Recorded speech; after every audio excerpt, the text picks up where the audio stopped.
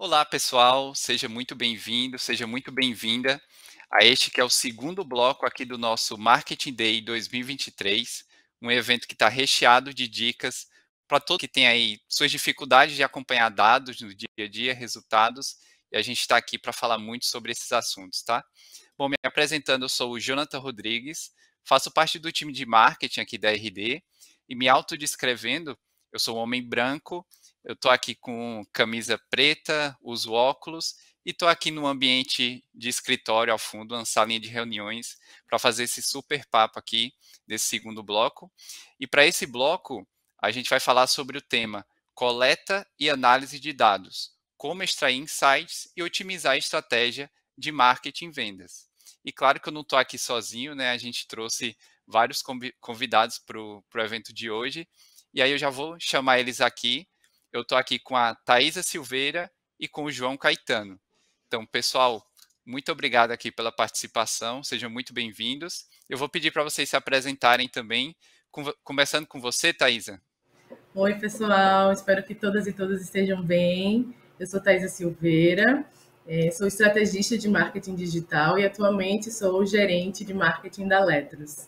Me autodescrevendo, eu sou uma mulher negra, retinta, eu uso óculos, estou com uma camisa laranja e um colar colorido, e o meu cenário é um ambiente de escritório também, de home office, com algumas prateleiras de livros que dá para se enxergar aos fundos. Obrigadão, Thaisa. João, se apresenta aqui para o pessoal também. Olá, gente. Eu sou o João Caetano, sou fundador da MapFry. Estou aqui num cenário um pouco menor do que o de todo mundo, enquadrado, um homem branco vestindo uma camisa preta. Atrás de mim, sobre uma parede branca, existem quadros brancos, acreditem. E uma pequena luz aqui ao fundo e uma plantinha que é uma cactácea. A gente bota pouca água nela porque o trabalho é muito. Legal, João. Obrigado pela descrição. É um ambiente bem clean mesmo aqui. Mas, pessoal, acho que todo mundo está ansioso aqui para ouvir a gente falar sobre esse tema, então já vou dar start aqui no nosso papo, tá? Já vou puxar aqui uma primeira pergunta, mas acho que antes é importante dar um contexto também, né?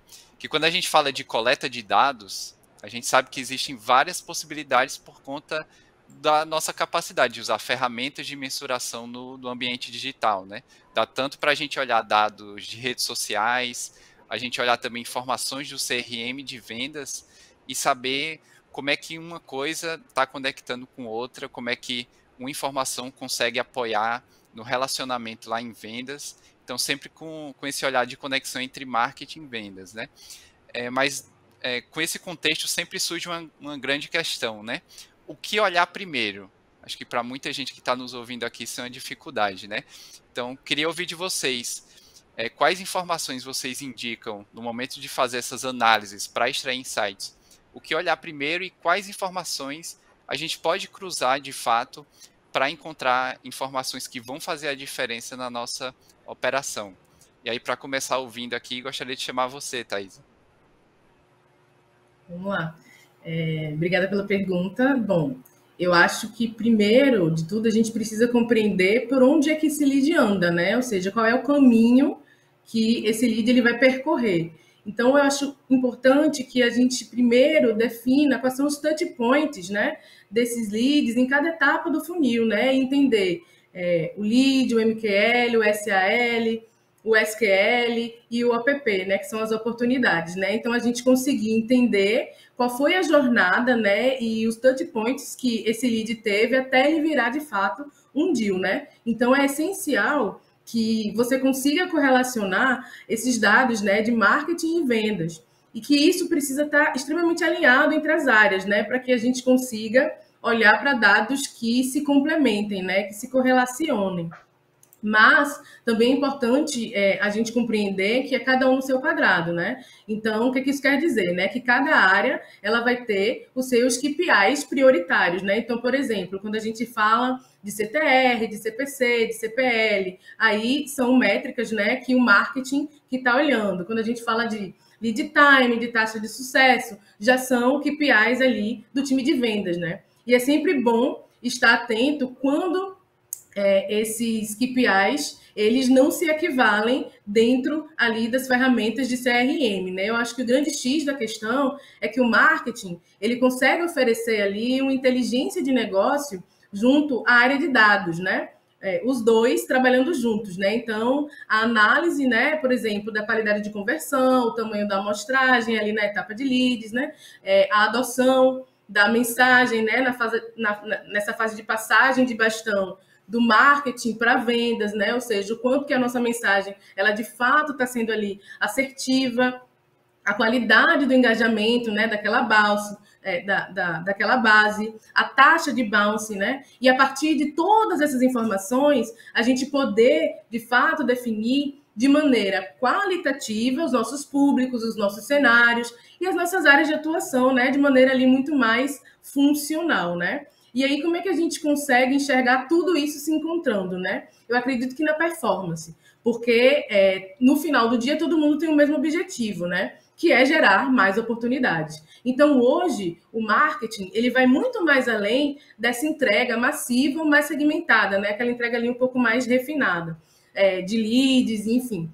Eu acho que o gestor da área, ele precisa desempenhar um papel muito de coparticipação dentro desse processo de vendas, né? Analisando desde a entrada desse lead mais qualificado, né? Pelo funil ali, construído, né, pela jornada construída pelo marketing, até a sua passagem pelo setor de qualificação, né, ali do time de sales, né, e olhar para métricas como lead time, lost reason, né, entender quais foram as razões pelas quais a gente perdeu aquele lead, né, ou aqueles leads, a qualidade do nosso retorno, engajamento, enfim, né, e entender de fato qual é a qualidade desse deal, né? Porque por mais que a gente precise gerar oportunidades, quando a gente fecha um deal, a gente também precisa entender quanto que aquele deal vai nos trazer de retorno e o quanto que ele vai continuar ali na nossa base, né? Então, a gente compreender, por exemplo, o tempo de fechamento, né? O tempo de contrato, a curva de decisão, então, identificar direito quem são, né? As pessoas chaves que são decisoras dentro desse processo, né? E aí eu entendo, já para finalizar, que nessa etapa a gente precisa beber, né, da fonte de vários núcleos, né, da fonte de vários times diferentes, né, que tem dados estruturados que vêm desde mídia, né, até os dados que são menos estruturados e menos acessíveis, né. Então, quando a gente está falando sobre isso, a gente olha, por exemplo, para dados que podem estar ali descentralizados nas mais diferentes ferramentas, né, de vendas, como Pipe ou até aqueles dados que vão ser coletados pelo time de CS. Legal. E até interessante ouvir a quantidade de métricas possíveis, né, que a gente consegue olhar nesse processo. Eu até queria te ouvir também, João, né, sobre esse ponto, e até entendendo como é que você indica isso para outros profissionais de marketing, como é que você olha para isso no teu dia a dia, entendendo que é praticamente impossível você hoje tentar olhar para tudo ao mesmo tempo, né? Então, por onde a gente começa, na sua visão, dentro desse cenário assim, de tantas métricas? Bom, a gente começa olhando para fora. As empresas existem para resolver alguma necessidade do mercado, e não o contrário. Muitas vezes a gente está numa empresa e alguém fala, precisamos encontrar mais clientes para bater a meta. Essa é uma formulação do tipo, arrume mercado para a gente alcançar nossos objetivos. Enquanto quando você olha para o mercado, você tem que procurar necessidades a serem atendidas e servir a essas necessidades. Então, o olhar externo ele vai conversar muito com métricas de performance dentro dos dados do negócio, porque é um plano de fundo. Você está prestando serviços num ambiente de mercado em que tem análises de competidores, análise de potencial de outros clientes que você ainda não atende. E todo esse pipe bem legal que a Thaisa descreveu, eu gostei quando ela estava enfatizando o avanço do engajamento ao longo de todo esse ciclo. Então, prestando bastante atenção em todo esse fio que ela passou, foi o quanto aquilo é verdade do início ao fim. E o engajamento é uma coisa que a gente não finge. Nesse mundo que tem tanta coisa fake, o engajamento é uma informação que é um sinal de verdade muito poderoso. Ninguém vai lá abrir o seu e-mail, clicar para te enganar. É um sinal verdadeiro. E fazer esse fio de engajamento até o final, que se reflita numa venda, é o que vai descrever aquela persona ideal que você vai continuar replicando. O que a gente faz é essa conexão entre o ambiente externo de mercado e todos aqueles indicadores. muitas vezes te ajuda a ver que dados de engajamento estejam baixos, talvez porque tenha um pouco demanda naquele mercado, daquele perfil, e não seja sua culpa. Tantas vezes a gente se prende nos indicadores internos, mas o contraste com o indicador externo te mostra o quanto você tem de capacidade de gerar demanda e talvez trocar alguma persona por outra de acordo com o que você já está conseguindo ver no mercado, ou certo, alguma coisa dentro, como é o caso de um negócio bem fechado por uma persona que você pode refletir e ela não estava sendo seu target no início. Então, toda essa área de inteligência de dados alimenta o marketing. Lá na hora de campanha, mensagens, descrição de ofertas. Boa, perfeito. Acho que vocês trouxeram dois cenários que se complementam muito bem, né? Quando a gente pensa em como extrair insights, né, para otimizar nossas campanhas, para ter uma performance melhor. E até eu vou aproveitar aqui para mostrar para quem está assistindo, vou compartilhar minha tela, só para representar, né, de que forma as ferramentas também conseguem municiar os profissionais de marketing e vendas com esse conjunto de informações, com esse conjunto de dados e até essas métricas que a Thaisa trouxe aqui. Então, vou mostrar aqui rapidinho. Aqui eu estou compartilhando, pessoal, o dashboard principal do RD Station Marketing, né, nossa ferramenta de automação de marketing, que de cara, assim que você utiliza, para quem já é cliente da RD, já consegue visualizar um funil praticamente inteiro, né, desde o número de visitas que você consegue atrair nas suas páginas, passando pelo número de leads qualificados e oportunidades. E da mesma forma, a gente consegue ter essa visibilidade de dados aqui no RD Station Marketing com funcionalidades específicas, como, por exemplo, as suas landing pages. A gente consegue ter uma visão de funil olhando tanto o número de visitantes como o número de leads e a taxa de conversão das suas landing pages. Então, um olhar específico para essas taxas, como a Thaisa também citou ali, a gente consegue extrair insights e otimizar nossa estratégia. E até finalizando aqui os exemplos, a gente também consegue visualizar um dashboard das suas campanhas de e-mail marketing. Então, desde o número de e-mails que você enviou, quantos realmente foram entregues, qual foi sua taxa de abertura e qual foi sua taxa de cliques. Então, para cada uma dessas etapas, dependendo do seu histórico de análises também, a gente consegue tomar decisões, extrair novos insights e com isso aplicar na nossa rotina de marketing e vendas.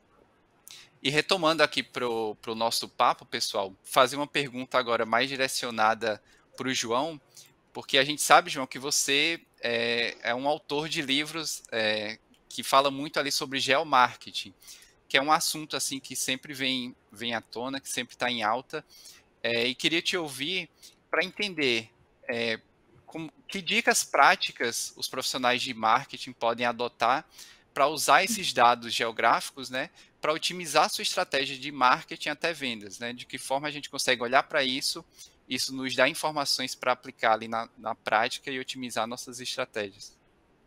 A pergunta é muito bem construída, Jonathan, porque são profissionais de marketing usando geografia.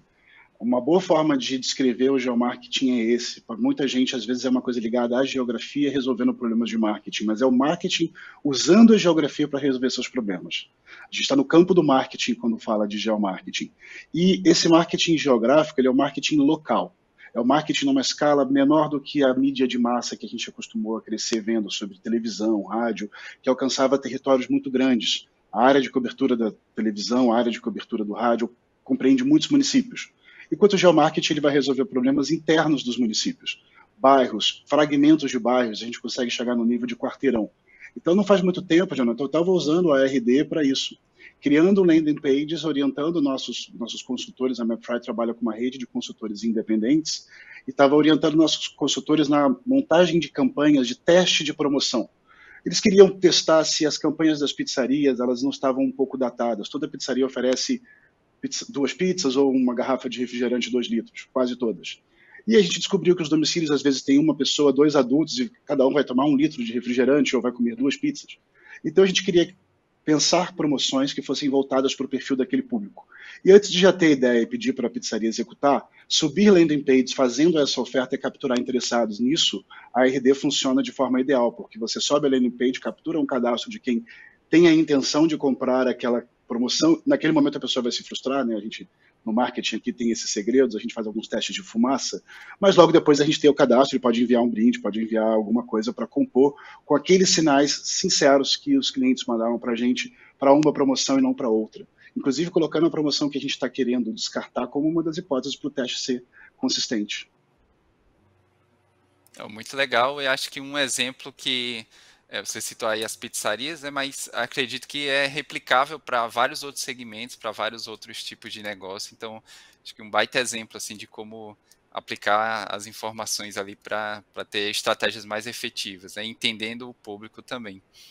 E Thaisa, agora no teu caso, eu queria te ouvir sobre como a coleta e análise de dados em diferentes canais, né, que a gente tem hoje disponível quando a gente fala em marketing digital, como é que esses dados podem ser utilizados para criar campanhas criativas, quando a gente fala ali de marketing de conteúdo, marketing de influência, e também pensar que a gente está falando aqui para audiências tanto B2B quanto B2C, né? Tem exemplos de empresas aqui que vão desde a pizzaria que o João citou, até outras empresas de software que têm um perfil de venda mais complexa, né? Então, eu queria entender de você como é que a gente consegue olhar para esses dados dos canais e consegue converter isso para a gente conseguir usar marketing de conteúdo, outros tipos de marketing e criatividade para conseguir atingir esses diferentes tipos de público.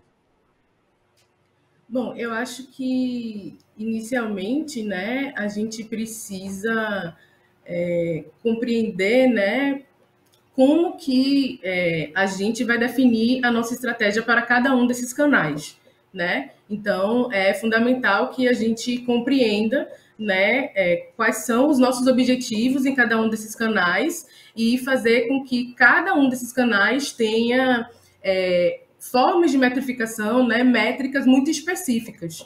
Então, quando a gente olha para a construção, né, da estratégia de produção de conteúdo, tem coisas que vão fazer sentido em a gente trabalhar no e-mail marketing, mas tem coisas que não vão fazer sentido de a gente trabalhar, por exemplo, em rede social, né? Então, inclusive as métricas que a gente acompanha e olha para cada um desses é diferente, né? Então, eu acredito que a gente precisa ser bem segmentado em relação a cada canal e cada tipo de conteúdo que a gente vai colocar ali para poder fazer sentido dentro da jornada que a gente está construindo.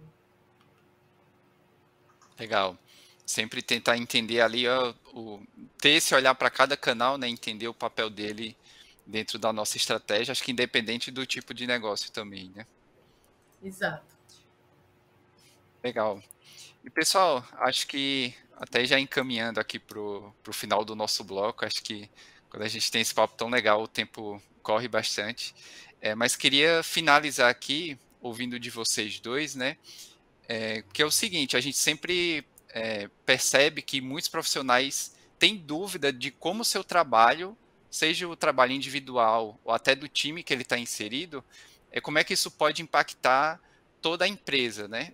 E até por isso a gente sabe que analisar com frequência os dados que são gerados por nossas entregas e as entregas do time acaba sendo um ótimo começo, né, para a gente entender esse nosso papel, esse nosso impacto e usando também, claro, boas ferramentas de análise para isso, né? Mas queria perguntar para vocês sobre essa periodicidade para olhar para os dados, né? O que é que vocês sugerem para os profissionais que estão assistindo aqui para que a gente consiga acompanhar os dados, consiga fazer essas análises, mas também para a gente não pecar pelo excesso, né? Talvez a gente fique imaginando que precisa todo dia estar fazendo uma batida de análise de resultados ali, e isso acaba impedindo que a gente avance na estratégia prática, né? Então, queria entender como é que vocês lidam com isso no dia a dia. Aí vou começar ouvindo o João agora. Bom, primeiro, obrigado pelo espaço aqui para a gente poder conversar e aprender. E a minha resposta talvez seja um pouco controversa, porque falar é fácil, Jonathan. Eu acabei de fazer uma campanha grande e não conseguia parar de olhar para os indicadores. Então, já vou aqui fazer o disclaimer de que não foi nada fácil continuar acompanhando, porque você coloca uma verba, você não tem duas verbas. Quer dizer, se ela acabar, não vai aparecer outra, e você vê ela indo embora e os indicadores ainda não resolvendo. A nossa primeira reação é grudar na tela e torcer, acender algumas velas, enfim, faltou colocar isso na descrição. Né? Alguns elementos aqui que tragam energia externa enquanto a gente está vendo os indicadores irem para o vinagre. Mas se eu tivesse que dar uma resposta ideal e eu próprio segui-la, seria você entender o ciclo de impacto daqueles indicadores. Se eu não vou fazer diferença nenhuma dentro de uma hora, por que eu vou ficar olhando dentro de uma hora, ainda que eu seja dependente e fique olhando? Eu deveria procurar olhar dentro dos ciclos consolidados. Isso acontece muito quando você tem um período que você vai tomar uma decisão. Então, na hora de montar o experimento, principalmente, e às vezes é um experimento, às vezes é um operacional, quando coletar é uma premissa importante para você esperar aquele dado consolidar e naquela hora você tomar uma decisão em cima naquela coleta. Por mais dolorosa que seja, espera do dia da coleta, que é mais fácil do que sofrer o tempo todo até aquela hora que chega, porque a internet ela funciona numa dinâmica imprevisível. Você tem gente meia-noite se conectando, logando, você tem gente de manhã cedo, então muitas vezes olhar no horário comercial não vai trazer todos os sinais e é preciso ter um pouquinho de serenidade com esses ciclos e capturar ali a safra inteira. Boa, legal. No online é o famoso 24/7, né? Os dados não param de chegar, realmente. Uhum. E Thaisa, quero te ouvir sobre esse tema também. Assim, eu não poderia concordar mais, né, com o João, mas eu também acredito que a gente criar uma rotina de acompanhamento, né, das principais métricas relevantes para o negócio é importante, né, mas sempre respeitando isso que o João falou, né, não adianta a gente subir a campanha agora e daqui a 15 minutos ficar vendo quantos cliques ou quantas visualizações, enfim, seja lá qual for a métrica, né, que você esteja ali querendo acompanhar para aquela campanha que você acabou de subir. Porque não é assim que funciona, né? Existe um tempo de maturação, né, para que a campanha, ela, como o João bem descreveu, né, se consolide e os dados possam ser mais confiáveis, né? E as coisas mudam. Então, é importante, sim, você criar uma rotina, mas também respeitar os ciclos, né, de robustez mesmo desses dados, né? Ter uma gama de dados suficiente para que você, de fato, consiga fazer uma análise que seja relevante e assertiva, né? E uma outra coisa que eu acho muito importante é fazer teste. Muito teste. Faz muito teste, porque é dessa forma, né? Testando hipóteses que você consegue confirmar as suas hipóteses ou cair com hipóteses, né? E ir, de fato, refinando ali a sua estratégia conforme ali a campanha vai acontecendo, né? Então, os testes e os ajustes durante esse processo são muito importantes. Não, perfeito. Acho que não tinha forma melhor de encerrar aí com ótimas dicas. Então, pessoal, nosso tempo aqui acabou. Quero muito agradecer e foi incrível poder ouvir vocês e fazer esse conteúdo junto de vocês aqui. Então, super obrigado pela participação.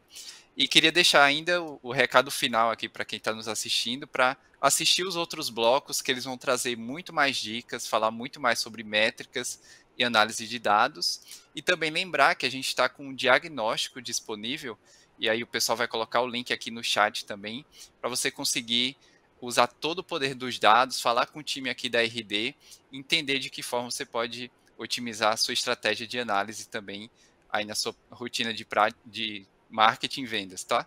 Então, pessoal, novamente, super obrigado. E agora eu vou chamar de volta o pessoal aqui nos estúdios da RD. Até mais. Tchau, tchau, gente. Tchau, gente.